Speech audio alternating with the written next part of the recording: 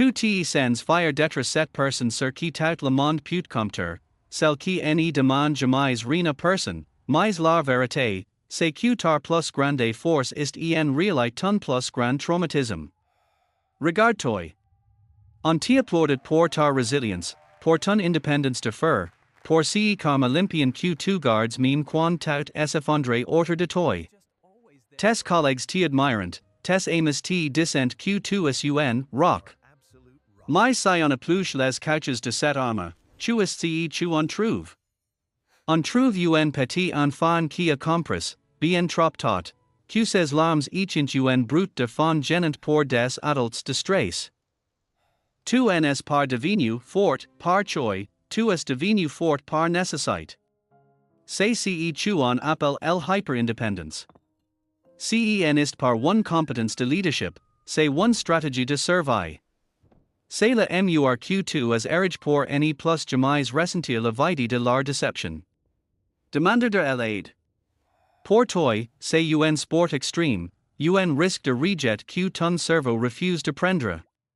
Hélas tu portes tout seul, jusqu'à l'épuisement, en souriant. Mais cette armure que tu as construite pour te protéger est en train de devenir ta propre prison. Bienvenue dans l'ombre de la négligence émotionnelle.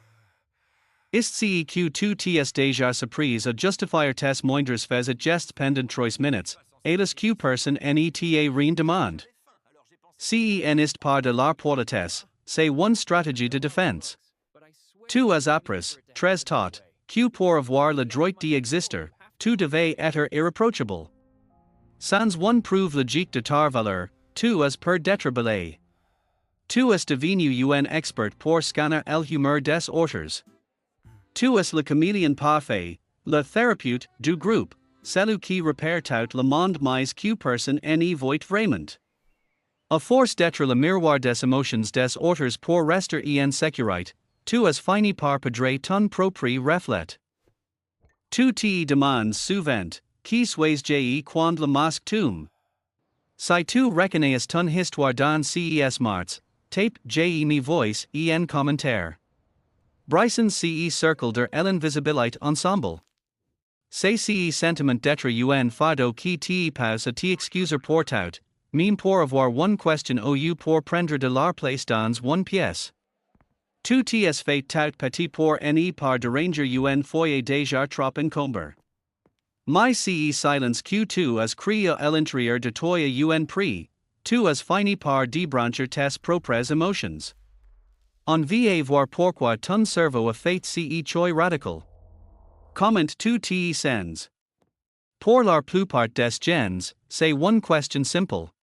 Pour toi, c'est un mur blanc. Un vide sidéral. Cen est par que tu caches quelque chose, c'est que tu ne sais vraiment pas. En psychologie, on appelle ca l'alexithymie, mais dans ton corps, ca ressemble à une vitre épaisse entre toi et le reste du monde.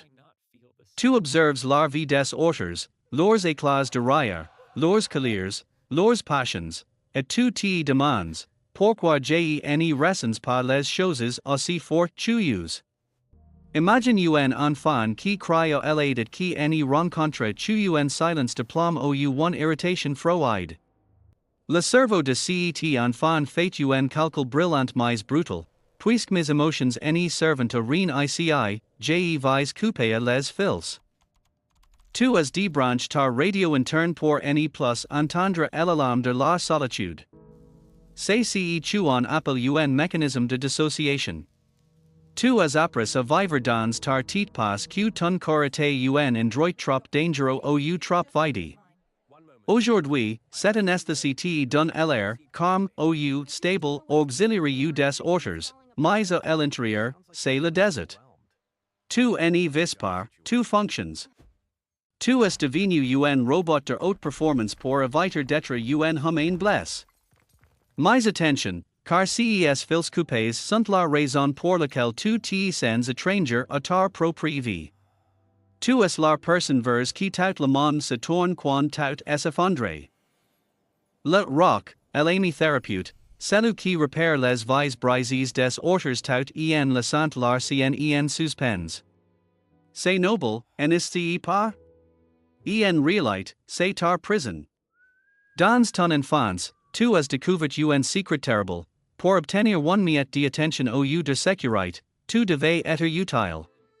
Tu as appris à troquer tes propres besoins contre le rôle du soigneur.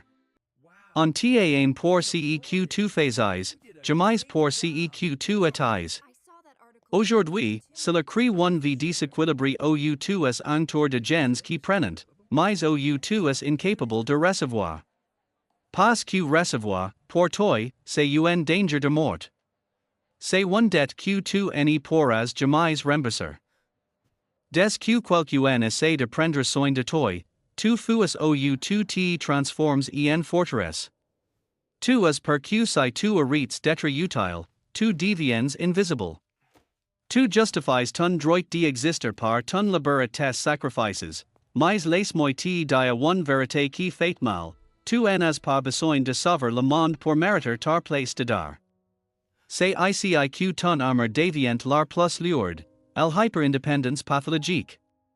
Tu es capable de guérir tes impôts, one pan de voiture, one grip carabinier et one rupture amoureuse, tout ca dans la même semaine, sans jamais passer un seul coup de fil.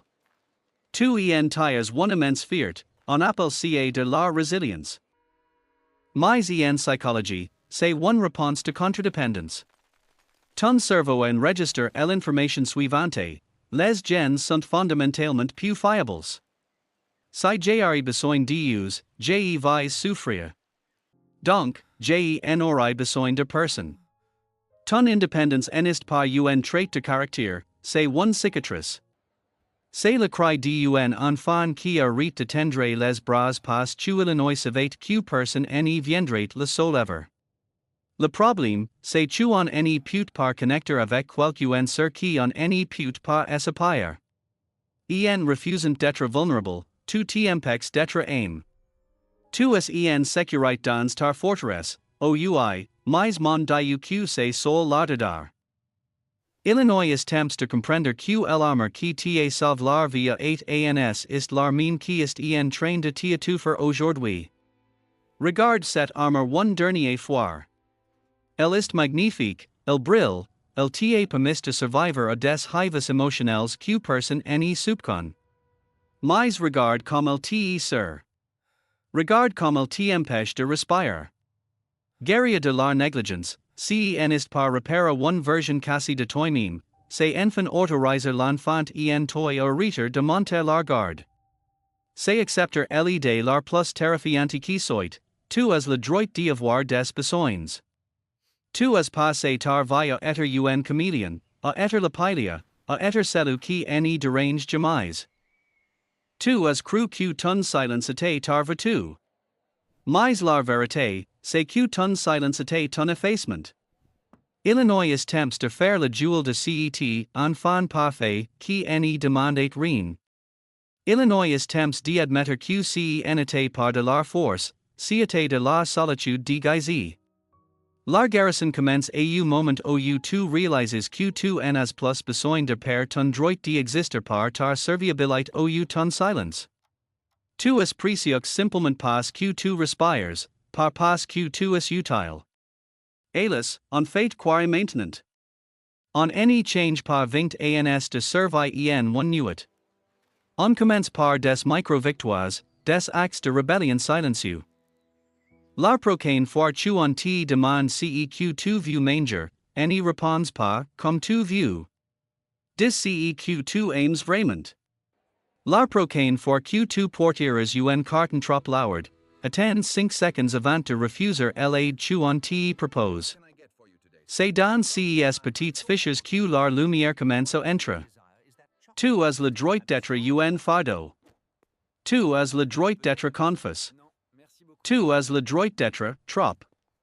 Les personnes qui ont vraiment leur place dans ta vie ne verront jamais tes besoins comme un poids, mais comme one porte ouverte pour t'aimer infantile que tu es, et non tel que tu te forces à paraître. Tu n'as jamais été trop peu, tu as juste été un enfant qui méritait d'être remarqué. Et Illinois est enfin temps que tu commences à te remarquer toi-même. Abontoi sai tu as decide tu orgertui, elamer commence a tumor. On se retrouve dans la prochaine vidéo pour reapprendre, ensemble, à exister.